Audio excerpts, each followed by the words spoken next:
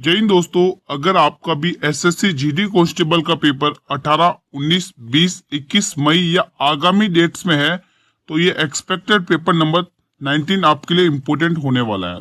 अभी तक जो भी शिफ्टें हुई हैं उन सभी शिफ्टों में जिस प्रकार से क्वेश्चन पूछा गया एसएससी के बदले और टॉपिक के अकॉर्डिंग ही मैं आपको क्वेश्चंस करवा रहा हूँ। अगर आपका इन डेट्स में एग्जाम है तो ये क्वेश्चंस आपके लिए इम्पोर्टेंट रहने वाले हैं। तो पहला क्वेश्चन आपकी स्क्रीन पर है, नौजवान भारत सभा की स्थापना किसने की थी? एक बार आप लोग मुझे कमेंट करके ये बता दें कि आपका एग्जाम डेट किस डेट में है, आपका एग्जाम किस शिफ्ट में है, आपका एडमिट कार्ड आया या नहीं आया, ये आप मुझे कमेंट के माध्यम से रेस्पॉन्स करें। तो यहाँ पर आप नौजवान भारत सभा की स्थापना आप टिक करेंगे Sardar Bhagat Singh. Option number C will be the right answer. अगला क्वेश्चन देखेंगे, क्वेश्चन नंबर सेकंड, संविधान सभा द्वारा भारत के संविधान को अंगीकृत कब किया गया था? अब यहाँ पे एक क्वेश्चन और पूछेगा आपको एग्जामिनर कि लागू कब किया था। तो मेरे भाई आप ध्यान रखोगे लागू 26 जनवरी 1950 को किया था, लेकिन जो एक्सेप्ट किया था मेरे भाई वो आपको 26 नवंबर 1949 आपको ध्यान में रख लेना है।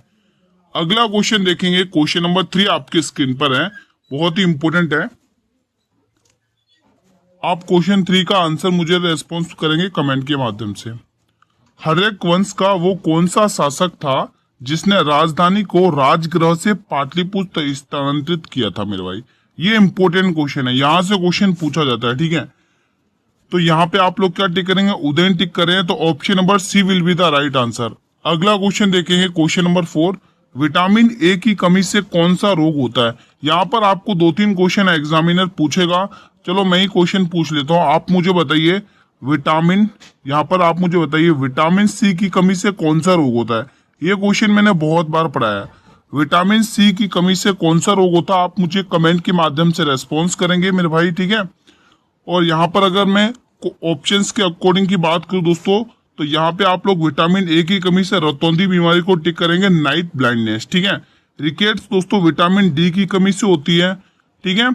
अगला क्वेश्चन आपके स्क्रीन पर है, क्वेश्चन नंबर 5, वर्ष 1928 में हिंदुस्तान सोशलिस्ट रिपब्लिक एसोसिएशन की स्थापना दिल्ली में कहाँ हुई थी? It's a very important question. यहाँ पर आप मुझे बताएंगे, तो यहाँ पर आपको फिरोज शाह कोटला मैदान टिक करना, ऑप्शन नंबर डी। अगला क्वेश्चन देखेंगे, क्वेश्चन नंबर 6, भारतीय संविधान की किस अनुसूची में दल बदल विरोधी कानून का प्रावधान है? अब आपको एग्जामिनर यहाँ पर क्या पूछेगा कि ये जो दल बदल विरोधी कानून है ये संविधान की किस अमेंडमेंट के थ्रू जोड़ा गया था? तो यहाँ पर आप ध्यान रखेंगे मेरे भाई, ये बहुत इंपोर्टेंट है, 52वां संविधान संशोधन अधिनियम 1985 का, ठीक है। ये एग्जामिनर पूछेगा आपसे। तो यहाँ पे आप लोग क्या टिक करोगे? 10वीं अनुसूची किससे संबंधित है? दल बदल कानून से। 9वीं अनुसूची दोस्तों फर्स्ट संशोधन 1951 का आपको ध्यान रखना है, जिसमें भूमि सुधार से रिलेटेड बात कही गई है, ठीक है। अगला क्वेश्चन देखेंगे, आपके स्क्रीन पर आ चुका है, क्वेश्चन नंबर 7, भारत में राष्ट्रपति को शपथ कौन दिलाता है? चलो आप मुझे ये कमेंट करके बताइए, राष्ट्रपति की जो क्षमादान शक्तियां हैं वो किस आर्टिकल में है दोस्तों, ठीक है। इनकी जो पार्डिंग पावर्स है वो किस आर्टिकल में, वो आपसे पूछ रहा हूँ, कमेंट के माध्यम से बताएंगे। ये क्वेश्चन मैंने बहुत बार पढ़ाया है, ठीक है।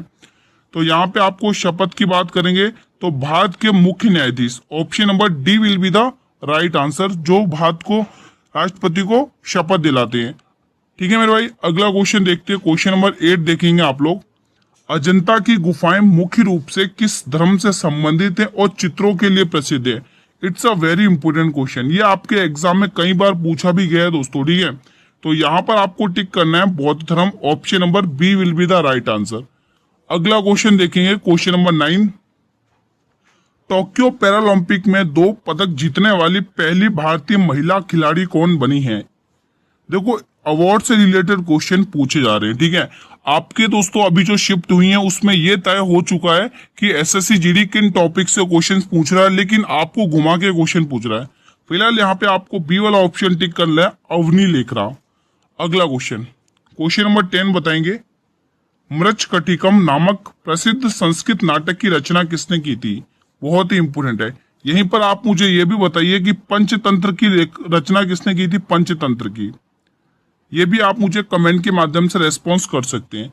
फिलहाल मेरे भाई इसका आंसर जो होगा मेरे भाई आपको टिक करना है शूद्रक दोस्तों, ठीक है। दोस्तों विशाखा दत्त की मुद्राक्षर पुस्तक बहुत पूछता है, मुद्राक्षस। ठीक है दोस्तों, ये पुस्तक आप ध्यान रखेंगे, एग्जाम के पॉइंट ऑफ व्यू से इंपोर्टेंट है। अगला क्वेश्चन देखेंगे, क्वेश्चन नंबर 11। उससे पहले अगर आप इसी प्रकार से कंटिन्यू क्लासेस चाहते हैं पीडीएफ के साथ, तो एक बार चैनल को जरूर सब्सक्राइब करें। ठीक है, क्वेश्चन नंबर 11 आपकी स्क्रीन पर है। निम्नलिखित में से किस चोल शासक ने गंगईकोंड चोलपुरम की उपाधि धारण की और वहां एक नई राजधानी बनाई है? ये भी इंपॉर्टेंट क्वेश्चन है मेरे भाई। देखो, एसएससी के बदले पैटर्न के अकॉर्डिंग ही मैं आपको तैयारी करवा रहा हूँ। ठीक है, तो जिन भी स्टूडेंट का आगामी डेट्स में पेपर है उनको इस क्लास से बेनिफिट जरूर होगा। तो यहाँ पे राजाराम चोल प्रथम आपको टिक कर लेना है। अगला क्वेश्चन, निम्नलिखित में से कौन सा पर्वत दर्रा अरुणाचल प्रदेश को तिब्बत से जोड़ता है? मेरे भाई ये भी इंपोर्टेंट क्वेश्चन है, दर्रे वाला टॉपिक पढ़ लेना, एग्जाम में पूछा गया क्वेश्चन है। ठीक है, फिलहाल यहाँ पे आपको बोमडीला दर्रा टिक कर लेना, option number B will be the right answer. अगला क्वेश्चन देखेंगे, किस संवैधानिक संशोधन के तहत शिक्षा के अधिकार को मौलिक अधिकार बना दिया गया? देखो, मौलिक अधिकार बनाया वो भी कौन से आर्टिकल में? 21 का ए, यहीं पर याद कर लेना, it's a very important question. तो आपको 86वां संविधान संशोधन अधिनियम 2002 आपको ध्यान में रखना है। बाकी आपको 44वां संविधान संशोधन 1978 का आपको पता ही है, संपत्ति के अधिकार को इसको हटा के एक लीगल राइट्स में बनाया था, जिसमें हमने आर्टिकल 300A पढ़ा था। ठीक है, फिलहाल अगला क्वेश्चन देखेंगे, क्वेश्चन नंबर 14 बताएंगे, निम्नलिखित में से कौन बौद्ध ग्रंथ भिक्षुओं और भिक्षुणियों के लिए बनाए गए नियमों का संग्रह है? बहुत ही इंपोर्टेंट क्वेश्चन है ये, सीधा आपको एग्जाम में पूछेगा त्रिपिटक का संबंध किससे है? तो त्रिपिटक में आपको क्या क्या ध्यान रखना है? सुत्त पिटक, विनय पिटक और अधिधम पिटक मेरे भाई ध्यान रखना है, एग्जाम में पूछा जाता है। ठीक है, इसका संबंध किस धर्म से? ठीक है, जातक कथाओं का संबंध भी बौद्ध धर्म से टिक करना है। फिलहाल आपको इस क्वेश्चन के अकॉर्डिंग आपको बी वाला ऑप्शन टिक करना है, विनय पिटक। अगला क्वेश्चन देखेंगे, क्वेश्चन नंबर 15, संसद के दोनों सदनों की संयुक्त बैठक की अध्यक्षता कौन करता है यदि लोकसभा अध्यक्ष और उपाध्यक्ष दोनों अनुपस्थित हो? तो इस केस में जो संसद की दोनों संयुक्त बैठक होगी, जो जिसका जिक्र दोस्तों आर्टिकल 108 में कहा गया है, लेकिन इसकी अध्यक्षता कौन करेगा? तो यहाँ पे राज्यसभा का उपाध्यक्ष टिक करेगा। ठीक है, करेगा इसकी अध्यक्षता। क्वेश्चन ऑप्शन नंबर बी आपको टिक कर लेना। अगला क्वेश्चन देखेंगे, क्वेश्चन नंबर 16, मोहिनी अट्टम नृत्य का शाब्दिक अर्थ क्या? मेरे भाई मैंने आपको बताया था कि भारत में केरल एकमात्र एक ऐसा स्टेट है जिसके 2 क्लासिकल डांस है। एक तो मैंने आपको बताया था मोहिनी अट्टम और दूसरा आपको मैंने बताया था कथकली मेरे भाई। ठीक है, तो आपको यहाँ पर पूछा है मोहिनी अट्टम का शाब्दिक नृत्य अर्थ क्या है? तो मेरे भाई जादूगर का नृत्य इसे कहा जाता है, ऑप्शन नंबर बी। अगला क्वेश्चन देखेंगे, क्वेश्चन नंबर 17, सांगकेन किस समुदाय का एक प्रमुख त्योहार है जो जल उत्सव के रूप में मनाया जाता है? It's a very important question, बताइए दोस्तों ये कौन सा त्योहार है? तो यहाँ पे आपको बौद्ध धर्म आपको टिक करना है, बौद्ध समुदाय का। ठीक है मेरे भाई, option number B will be the right answer. चलिए मुझे बताइए कि बौद्ध धर्म में गौतम बुद्ध के जो उनको मोक्ष की प्राप्ति हुई थी उसको बौद्ध धर्म में क्या कहा गया था? उस घटना को बौद्ध धर्म में क्या कहा गया था? क्वेश्चन नंबर 18 बताएंगे, सत्य शोधक समाज की स्थापना जो 1873 में की गई थी वो किसने की थी? ये आपसे पूछा है। मेरे भाई आपको डेट भी पता चल चुकी है कि 1873 में इसकी स्थापना हुई थी, और इसकी स्थापना की किसने थी मेरे भाई? तो आप टिक करेंगे डॉक्टर ज्योतिराव गोविंद फूले। ठीक है, यहाँ पे डी वाला ऑप्शन आपको टिक कर लेना मेरे भाई। ठीक है, बढ़े अगले प्रश्न की तरफ। अगला क्वेश्चन, उससे पहले मैं आपको एक क्वेश्चन जरूर पूछना चाहूंगा, इजी क्वेश्चन है, आप मुझे कमेंट के माध्यम से रेस्पॉन्स करेंगे कि आर्य समाज की स्थापना किसने की थी? आर्य समाज की स्थापना किसने की थी और कहां की थी? ये मैंने बहुत बार पढ़ा है, तो प्लीज मुझे आप इसका आंसर कमेंट के माध्यम से रेस्पॉन्स करें। क्वेश्चन नंबर 19 बताएंगे, भारतीय राष्ट्रीय कांग्रेस के हरिपुरा अधिवेशन की अध्यक्षता किसने की थी? अब मेरे भाई ध्यान रखना, ये जो हरिपुरा अधिवेशन हुआ था 1938 में हुआ था मेरे भाई। ठीक है, तो आपको यहाँ पे बताना है। ठीक है, तो यहाँ पे सुभाष चंद्र बोस टिक कर लेना, option number B will be the right answer. अगला क्वेश्चन, 2011 की जनगणना में ग्रामीण जनसंख्या का कितना प्रतिशत था? दोस्तों जनगणना का वो टॉपिक ये है जो हर शिफ्ट में एक क्वेश्चन तो फिक्स है पूछा जा रहा है, और एक लोक नृत्य है ना, वो भी एक क्वेश्चन हर शिफ्ट में पूछा जा रहा है। तो कुछ इंपॉर्टेंट टॉपिक्स वही मैं करवा रहा हूँ जो एग्जाम में फिक्स हो चुके हैं, यहां से क्वेश्चन आ रहे लेकिन घुमा के आ रहे मेरे भाई, ठीक है। तो वही पैटर्न मैं आपको पढ़ा रहा हूँ, तो सी ऑप्शन आपको यहाँ पे टिक कर लेना है। अगला क्वेश्चन देखेंगे, क्वेश्चन नंबर 21, भारत का आर्थिक सर्वेक्षण किसके मार्गदर्शन में तैयार किया जाता है? ये शानदार क्वेश्चन है मेरे भाई, बताइए। तो यहाँ पे आपको टिक कर लेना मेरे भाई, बताइए वित्त आयोग की वित्त मंत्री। तो यहाँ पे आपको दोस्तों वित्त मंत्री टिक कर लेना है। अगला क्वेश्चन देखेंगे, क्वेश्चन नंबर 22 बताइएगा, हेरोड डोमर मॉडल का पालन किस पंचवर्षीय योजना में किया गया था? मेरे भाई जो 5 ईयर वाला प्लान्स टॉपिक है ना, वो बहुत इंपॉर्टेंट है, वहां से भी क्वेश्चन आ रहा है। तो आपको पूछा हेरोड डोमर मॉडल, तो मेरे भाई ये पहली पंचवर्षीय योजना में फॉलो किया था। तो जो पहली पंचवर्षीय योजना चली थी मेरे भाई 1951 से लेके आपको 1956 तक टिक करना है, ठीक है।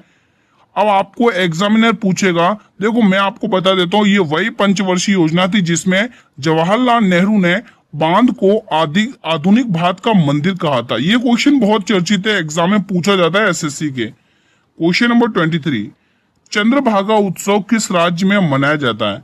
यह आप मुझे कमेंट के माध्यम से बताएं। देखो पंजाब में चंद्रभागा नहीं मनाया जाएगा, ना ही केरल में, ना ही हरियाणा में, यह मनाया जाएगा राजस्थान में, वीरों की भूमि। Option number D will be the right answer. अगला क्वेश्चन, बोनालू नृत्य किस राज्य से संबंधित है? मेरे भाई ये जो बोनालू नृत्य है वो किस राज्य में किया जाता है, यह आपसे पूछा है।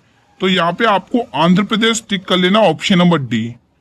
अगला क्वेश्चन देखेंगे, क्वेश्चन नंबर 25, गुलाम वंश का वास्तविक संस्थापक किसे माना जाता है? ध्यान से पढ़ना, वास्तविक संस्थापक का नाम पूछा है, संस्थापक तो आप सभी बता दोगे गुरुजी कुतुबुद्दीन ऐबक इसका सही जवाब है, लेकिन आपसे रियल फाउंडर पूछा, वास्तविक संस्थापक, तो ध्यान रखोगे शमशुद्दीन इल्तुतमिश, जो कि ऐबक का कौन था, दामाद था, ठीक है। तो सी ऑप्शन आपको टिक करना है।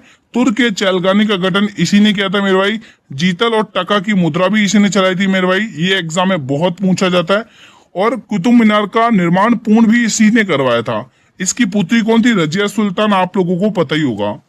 अगला फैक्ट बीच में देखो, शमशुद्दीन इल्तुतमिश से रिलेटेड महत्वपूर्ण फैक्ट आपकी स्क्रीन पर है, इनमें से एक क्वेश्चन आपसे जरूर पूछेगा। एकता प्रणाली ये बहुत इंपॉर्टेंट है, पूछा जा चुका है। तुर्क के चैलगानी ये भी पूछा जा चुका है। जीतल और टका, तांबे का सिक्का, देखो जो चांदी का सिक्का था उसको टका कहते थे, और जो चांदी का टका और तांबे का सिक्का था उसे जीतल कहते थे। तो ये क्वेश्चन अब आपको पूछने वाला है एग्जामिनर। कुतुब मीनार की तीसरी और चौथी मंजिल का पूरा निर्माण इसी ने करवाया था, ठीक है। अगला क्वेश्चन देखेंगे, 26 बताइएगा, बौद्ध धर्म के प्रचार के लिए अशोक ने किसे श्रीलंका भेजा था? अब मेरे भाई बौद्ध धर्म का प्रचार भी करना था, तो अशोक ने दोस्तों महेंद्र और संघमित्रा को श्रीलंका भेजा था। Option A will be the right answer. अगला क्वेश्चन देखेंगे, क्वेश्चन अच्छा एक फैक्ट है उसको अपन निपटा लेते। देखो अशोक का ये जो कलिंग वॉर है ना, ये कलिंग युद्ध है ना, ये बहुत पूछा जाता है, जो 261 बीसी ईसा पूर्व में लड़ा गया था। अब यहाँ पर अशोक को क्या क्या टाइटल मिले थे, क्या क्या उपाधियां मिली थी, वो हम डिस्कस कर लेते हैं यहाँ पर। जैसे उपाधियों में हम बात करेंगे, देव नाम प्रिय अशोक को ही कहा जाता है, प्रियदर्शी अशोक को ही कहा जाता है। अब अशोक ने जो बौद्ध धर्म की दीक्षा ली थी वो उपगुप्त से ली थी, ये क्वेश्चन आपको एग्जामिनर पूछेगा, ठीक है, तैयार रहिएगा। अभिलेखों की भाषा, अशोक के जो मोस्टली अभिलेख हुआ करते थे वो प्राकृत भाषा और ब्राह्मी भाषा में हुआ करते थे, ठीक है। अब यहां से जो क्वेश्चन बनेगा बहुत इंपोर्टेंट, वो यहां से बन सकता है। अब बौद्ध संगति की बात करेंगे, तो अशोक ने पाटलिपुत्र में तीसरी बौद्ध संगति का आयोजन करवाया था, ये एग्जाम में पूछा जा सकता है। फिलहाल हम बढ़ते हैं अगले फैक्ट की तरफ। यहाँ पर देखेंगे, राज्य अभिषेक से पहले अशोक तक्षशिला और उज्जैन का गवर्नर यानी राज्यपाल था। It's a very important fact, ये एग्जाम के पॉइंट ऑफ व्यू से बहुत इंपॉर्टेंट फैक्ट है, एग्जाम में पूछा जा सकता है। यहीं पर अगर हम बात करेंगे 13वें शिलालेख के अशोक में, इसमें दोस्तों कलिंग युद्ध का वर्णन है, ये एग्जाम के लिए बहुत इंपॉर्टेंट है। कलिंग युद्ध का वर्णन अशोक के किस शिलालेख में, ये बहुत पूछा जाता है, तो 13वें शिलालेख आपको याद रखना है। पशु बलि की निंदा पर रोक आपको पहला शिलालेख याद रखना है। मास्की जो है ना अभिलेख दोस्तों अशोक का, वो कर्नाटक में है, ठीक है, जहां पर अशोक का नाम सीधा अशोक मिलता है, ठीक है दोस्तों, तो ये आप लोग ध्यान रखोगे। अगला क्वेश्चन देख लेते हैं फिलहाल, क्वेश्चन नंबर 27, महाराष्ट्र लोक नृत्य किस राज्य से संबंधित है? महाराष्ट्र लोक नृत्य मेरे भाई ये आपको असम में देखने को मिलेगा मेरे भाई। कहां पर? असम में देखने को मिलने वाला है। अगला क्वेश्चन, उससे पहले आप मुझे बताइए होजागिरी ये कहाँ का फेमस है? होजागिरी, होजागिरी कहाँ का फेमस है? आप मुझे कमेंट के माध्यम से रेस्पॉन्स कर सकते हैं मेरे भाई। जो भी क्वेश्चंस मैं आपको कमेंट करने के लिए कहता हूँ आप उनके आंसर जरूर कमेंट किया करेंगे ताकि आपका और भी अच्छे से रिवीजन हो। नृपतुंग उपाधि किस राष्ट्रकूट शासक ने धारण की थी मेरे भाई? ये भी बहुत इंपोर्टेंट है। देखो टाइटल वाले क्वेश्चन भी पूछे गए दक्षिण भारत में दोस्तों, तो ध्यान रखना। यहाँ पर आपको अमोघ वर्ष टिक करना, अमोघ वर्ष प्रथम, option number B will be the right answer. अगला क्वेश्चन देखेंगे, क्वेश्चन नंबर 29 बताइए कुलूथू लोक नृत्य का संबंध किस भारतीय राज्य से है? ये जो कुलूथू लोक नृत्य है मेरे भाई इसका रिलेशन आपको किस राज्य से वो आपसे पूछा है। तो यहाँ पे आपको तमिलनाडु टिक करना। अभी तमिलनाडु चर्चित में है, एग्जाम में क्वेश्चन पूछा जा सकता है। तो यहाँ का भरतनाट्यम आपको ध्यान रखना। क्यों ये चर्चित में है तमिलनाडु? क्योंकि यहाँ पे आपको पता ही है विजयपति थेलेवत है ना, उसी वजह से ये क्या है चर्चित में है अभी। तो यहाँ से क्वेश्चन पूछेगा। भरतनाट्यम आपको टिक कर लेना है कि भरतनाट्यम कहाँ का मेरे भाई? तमिलनाडु का, ये आपको ध्यान में रखना है। ठीक है, अगला क्वेश्चन भी देख लेते हैं लगे हाथ। क्वेश्चन नंबर 30 बताइएगा प्रथम बौद्ध संगति का आयोजन किसके शासनकाल में हुआ था मेरे भाई? ये बहुत इंपॉर्टेंट है मेरे भाई, तो बताइए इसके आंसर। देखो ये क्वेश्चन मैं कई बार करवा चुका हूं, मैंने आप लोगों को कितनी बार करवाया, तो आप मुझे इसका आंसर होमवर्क में देंगे। एक क्वेश्चन मैंने आपके लिए और तैयार किया होमवर्क के लिए, ठीक है? तो आप लोग जिस भी क्वेश्चन का होमवर्क करो प्लीज क्वेश्चन का आंसर कमेंट जरूर करना कि हाँ 30 नंबर क्वेश्चन का मैंने ये आंसर किया है मेरे भाई, ठीक है, ताकि मुझे भी पता चले। अब यहाँ पर एक फैक्ट है उसको निपटा देते हैं। फैक्ट क्या है कि चारों बौद्ध संहिता एक नजर में देख लेती मेरे भाई। क्वेश्चन 100% आएगा आपको बौद्ध संगति से, अशोक की जरूर पूछेगा। अशोक की क्या मतलब? बौद्ध धर्म की जो चारों बौद्ध संगतियां हैं, ठीक है। तो हम बात करेंगे प्रथम बौद्ध संगति जो 1883 में हुई थी ईसा पूर्व में, ठीक है। कहां पर हुई थी? राजगृह में हुई थी मेरे भाई, ठीक है। और अजात शत्रु के संरक्षण में हुई थी, ये आपको ध्यान रखना है। इसकी जो अध्यक्षता की थी वो महाकश्यप ने की थी, ये भी आपको रट लेना है। वहीं पर अगर हम द्वितीय बौद्ध संगति की बात करेंगे, दूसरी बौद्ध संगति की, तो मेरे भाई ये जो दूसरी बौद्ध संगति होती है वो वैशाली में होती है। कहां पर होती है? वैशाली में। लेकिन इस बार किसके शासनकाल में? कालाशोक के शासनकाल में। और इसकी इस बार अध्यक्षता कौन करता है मेरे भाई? साबक मीर करता है। जिन जिन पर मैं हाईलाइट कर रहा हूं उनको आपको अच्छे से रीड आउट करना है मेरे भाई, ठीक है। और देख लेते हैं तीसरी बौद्ध संगति की अगर हम बात करेंगे मेरे भाई, तो ये पाटलिपुत्र में होती है मेरे भाई। पाटलिपुत्र आप सभी को पता है प्राचीन बिहार है, ठीक है। सम्राट अशोक के संरक्षण में इसकी हुई थी दोस्तों। तो किसके शासनकाल में? अशोक के शासनकाल में। लेकिन यहाँ पर दोस्तों इसकी अध्यक्षता की थी मोगली पुत्र ने दोस्तों, ठीक है। तो यहाँ पे ये आपको टिक करना है। अगर हम चतुर्थ बौद्ध संगति की बात करेंगे तो ये कुंडलवन कश्मीर में हुई थी मेरे भाई। किसके शासनकाल में? कनिष्क के शासनकाल में। इसकी अध्यक्षता की थी मेरे भाई वसुमित्र ने, ठीक है। तो ये सारे फैक्ट अभी आपको स्क्रीनशॉट ले लेने, एग्जाम में पूछेगा इन्हीं में से, ठीक है मेरे भाई। बाकी आपको पीडीएफ तो टेलीग्राम चैनल पर मिल ही जाएगी, जिसका लिंक मैंने ऑलरेडी वीडियो के डिस्क्रिप्शन बॉक्स में दिया हुआ है।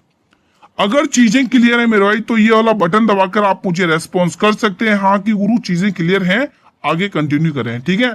तो ये वाला बटन सभी दबा देंगे और इस वीडियो को हर एक स्टूडेंट तक शेयर करो मेरे भाई जिनका भी पेपर आगामी डेट्स में है मेरे भाई, आगामी शिफ्टों में है।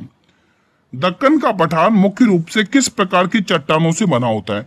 तो मेरे भाई ये जो हमेशा ध्यान रखना बेसाल्ट चट्टानों से बना होता है।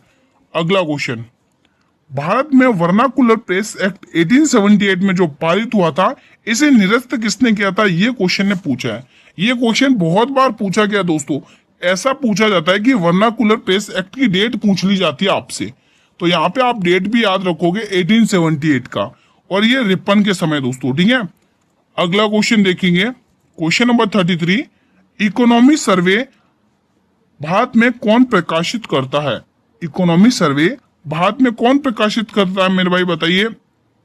तो बताएंगे आप लोग यहाँ पे, ये भी आपको होमवर्क में मिल रहा है। देखो 2-3 क्वेश्चन होमवर्क में मिलेंगे, एक तो ये होमवर्क में दे दिया, एक क्वेश्चन और तैयार रखा मैंने आप लोगों के लिए, ठीक है। इसका आंसर भी आप मुझे कमेंट के माध्यम से बताएंगे। क्वेश्चन नंबर 34 बताइएगा, भारतीय संविधान की किस अनुसूची के तहत संघ और राज्यों के बीच शक्तियों के बंटवारे का उल्लेख है? बताइए दोस्तों, बहुत ही इंपोर्टेंट है। देखो भारत की जो 8वीं अनुसूची है मेरे भाई, इसमें भाषाओं का उल्लेख दिया हुआ है। ठीक है, जो 8वीं अनुसूची है भारतीय संविधान की, वो उसमें भाषाओं से रिलेटेड है। 9वीं अनुसूची मैंने आपको पढ़ा दिया दोस्तों, भूमि सुधार से संबंधित है। फिलहाल ये जो 7वीं अनुसूची है मेरे भाई, ये संघ और राज्यों के बीच में शक्तियों का बंटवारा करती है। तो बी वाला ऑप्शन आपको टिक इस क्वेश्चन के अकॉर्डिंग कर लेना है। बाकी 6ठी अनुसूची असम, मेघालय, त्रिपुरा का दोस्तों अलग प्रशासन बताया गया इसमें। ठीक है, अगला क्वेश्चन देखेंगे। प्रकाश संश्लेषण के की प्रकाश स्वतंत्र अभिक्रिया क्लोरोप्लास्ट में किस भाग में होती है? तो ये क्लोरोप्लास्ट के मेरे भाई स्ट्रोमा भाग में होती है, ऑप्शन नंबर बी। अगला क्वेश्चन देखेंगे। भारत में वस्तु एवं सेवा कर किस समिति की सिफारिश पर लागू किया गया था? मेरे भाई ये जीएसटी वाला क्वेश्चन एग्जाम में पूछा जाता है, घुमा के भी पूछेगा, आपको डेट भी पूछेगा। ठीक है, फिलहाल आपको यहाँ पे केलकर समिति याद रखना, option number A. Question number 37, Himalaya के किस भाग को शिवालिक और मध्य हिमालय के बीच स्थित अनुदैर्ध्य घाटियों के रूप में जाना जाता है? ये भी इंपोर्टेंट क्वेश्चन है। तो इनके बीच की जो घाटियां, उनको दून कहते हैं मेरे भाई, ऑप्शन नंबर बी। अगला क्वेश्चन देखेंगे, क्वेश्चन नंबर 38, किरण देसाई को उनके किस उपन्यास के लिए 2006 में मैन पुरस्कार मिला था मेरे भाई? अब आप मुझे इसको कमेंट बॉक्स के माध्यम से बता सकते हैं, the God of small thing किसकी पुस्तक है? फिलहाल मैं ही बता देता हूँ मेरे भाई, ये आपको अरुंधति रॉय की पुस्तक ध्यान में रखना है, एग्जाम में पूछेगा। अरुंधति रॉय, क्या याद रखोगे? अरुंधति रॉय, ये नाम आपको याद रख लेना है। फिलहाल यहाँ पे इस क्वेश्चन के अकॉर्डिंग हम टिक करेंगे द इनहेरिटेंस ऑफ लॉस। ये पुस्तक किसकी मेरे भाई? किरण देसाई की है। The white tiger Aravind Adiga की, ध्यान रखोगे। क्वेश्चन नंबर 39 पढ़ेंगे आप लोग। ओलंपिक चार्टर के अनुसार ओलंपिक खेलों की अवधि अधिकतम कितने वर्ष हो सकती है? कितने वर्षों तक हो सकती है मेरे भाई? ये 16 दिनों तक हो सकती है, ऑप्शन नंबर सी आपको टिक कर लेना है। अगला क्वेश्चन देखेंगे। भारतीय संविधान के किस अनुच्छेद के तहत राज्यपाल को अध्यादेश जारी करने की शक्ति है? अब मैं आपसे क्वेश्चन कर रहा हूं, आप मुझे ये बताएं कि राज्यपाल को किस अनुच्छेद के तहत क्षमादान की शक्तियां प्राप्त है मेरे भाई? फिलहाल इस क्वेश्चन के अकॉर्डिंग हमारा जो आंसर होगा, राज्यपाल को अध्यादेश जारी करने की शक्ति, वो आर्टिकल 213 के तहत है मेरे भाई। अब आप मुझे इसकी राज्यपाल की क्षमादान शक्तियां बताइए कि किस अनुच्छेद में इसका वर्णन किया गया है। देखो, जो क्वेश्चन मैं पूछ रहा हूँ वही क्वेश्चन पूछ रहा हूँ जो मैंने आपको बहुत बार रटवाया पढ़ाया है। अगला क्वेश्चन देखेंगे। दक्कन का पठार और गंगा के मैदान के बीच कौन सी पर्वत श्रेणी विभाजन का कार्य करती है मेरे भाई? ये इंपोर्टेंट है, चलिए बताइए कमेंट के माध्यम से। विंध्य श्रेणी आपको टिक कर लेना, ऑप्शन नंबर बी। अगला क्वेश्चन देखेंगे। भारतीय संविधान का कौन सा अनुच्छेद संसद के सचिवालय से संबंधित है? और इस टाइप का क्वेश्चन आई थिंक पूछा भी गया है एग्जाम में। ठीक है, तो यहाँ पे आर्टिकल 98 आपको टिक कर लेना, ऑप्शन नंबर सी। अगला क्वेश्चन देखेंगे, क्वेश्चन नंबर 43। सरदार स्वर्ण सिंह समिति की सिफारिश पर कौन सा संविधान संशोधन किया गया था? आपको पता ही होगा दोस्तों, मौलिक कर्तव्य जोड़े गए थे मेरे भाई सरदार स्वर्ण सिंह समिति की सिफारिश पर, लेकिन 10 मौलिक कर्तव्य जोड़े गए थे दोस्तों। कह लेंगे तो 8 जोड़े गए, लेकिन 42वें संविधान संशोधन के तहत 10 मौलिक कर्तव्य जोड़े गए थे। अब जो 86वां संविधान संशोधन अधिनियम 2002 था, उसके तहत 11वां मौलिक कर्तव्य जोड़ा गया। कौन सा जोड़ा गया दोस्तों? 11वां मौलिक कर्तव्य जोड़ा गया संविधान संशोधन में करके। ठीक है मेरे भाई, तो ये चीजें आपको ध्यान में रखना है। अगला क्वेश्चन 44 देखेंगे। अनुच्छेद 24 के अनुसार कितने वर्ष से कम आयु के बच्चों को कारखाने में करना मना है दोस्तों? मतलब कि बड़े बड़े कारखानों में बच्चों को काम करना मना, वो हमें कौन सा आर्टिकल बताता है? ठीक है, तो आपको आर्टिकल ध्यान रखना 24। लेकिन कितने वर्ष से कम उम्र के बच्चों को, 14 से कम उम्र के बच्चों को बड़े बड़े कारखानों में काम करने से मना करता है आर्टिकल 24, ध्यान रखना। ठीक है, क्वेश्चन नंबर 45 बताएंगे। ट्यूरिन इटली में आयोजित होने वाले 2025 स्पेशल ओलंपिक विश्व शीतकालीन खेल में भारत ने कुल कितने पदक जीते? तो मेरे भाई यहाँ पर भारत ने कुल 16 पदक जीते, ये आपको टिक कर लेना है। फिलहाल हम बढ़ेंगे क्वेश्चन नंबर 46 की तरफ। क्वेश्चन नंबर 46 क्या है? 2025 एशियाई कुश्ती चैंपियनशिप में स्वर्ण पदक जीतने वाली पहली भारतीय महिला कौन बनी? ये शानदार क्वेश्चन है मेरे भाई। बताएंगे, और एग्जाम में भी पूछा गया क्वेश्चन है और मैंने बहुत बार करवाया भी है। तो 3-4 क्वेश्चन आज मैंने आपको होमवर्क में दिए, प्लीज मुझे कमेंट करके बताइएगा मेरे भाई, ठीक है। बढ़े अगले प्रश्न की तरफ। अगला क्वेश्चन आपके स्क्रीन पर है। 47 बताइए, हाल में ही 2025 में भारत का 86वां ग्रैंड मास्टर कौन बना है। देखो, जो भी मैंने आपको आज होमवर्क में दिए, मैं आप सभी से रिक्वेस्ट कर रहा हूं उनके आंसर जरूर बताइए कमेंट बॉक्स में। तो यहाँ पे आपको टिक करना है LR Shrihari, option number B. Question number 48, अप्रैल 2025 में भारत शिखर सम्मेलन 2025 का आयोजन कहां पर किया गया। तो मेरे भाई इस बार ध्यान रखना, हैदराबाद में किया गया, ऑप्शन नंबर बी, यानी तेलंगाना हैदराबाद। अगला क्वेश्चन देखेंगे, क्वेश्चन नंबर 49, केंद्रीय बजट 2025-26 के अनुसार वित्तीय वर्ष 2025-26 के लिए अनुमानित राजकोषीय घाटा क्या है, मतलब फिजिकल डेफिसिट क्या है, यह आपको पूछा है। तो रेट आप ध्यान रखोगे 4.4%, ठीक है मेरे भाई। फिलहाल क्लास का अंतिम प्रश्न देखिए, क्लास का 50वां और अंतिम प्रश्न है ये, केंद्रीय बजट 2025-26 का मुख्य विषय क्या। देखो, थीम से रिलेटेड आपको टॉपिक कवर करना है करंट अफेयर के रूप में। आपको इंपोर्टेंट डेज भी कवर करने हैं, इंपोर्टेंट डेज की थीम्स भी कवर करनी है 2025 और 26 की, ठीक है मेरे भाई। तो यहाँ पर आपको टिक करना है सबका विकास। क्या टिक करोगे, सबका विकास आपको टिक कर लेना है। फिलहाल मेरे भाई आज का सेशन मैं यहीं पर वाइंड अप करता हूँ। देखो, आज मैंने आपसे कुल 50 क्वेश्चंस पूछे।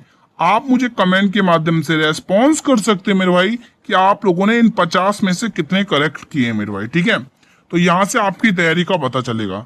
और दोस्तों, अगर ये सेशन पसंद आया, ये सारी चीजें क्लियर है मेरे भाई, तो आप मुझे ये बटन दबाकर रेस्पॉन्स कर सकते हैं कि गुरु सारी चीजें क्लियर है मेरे भाई।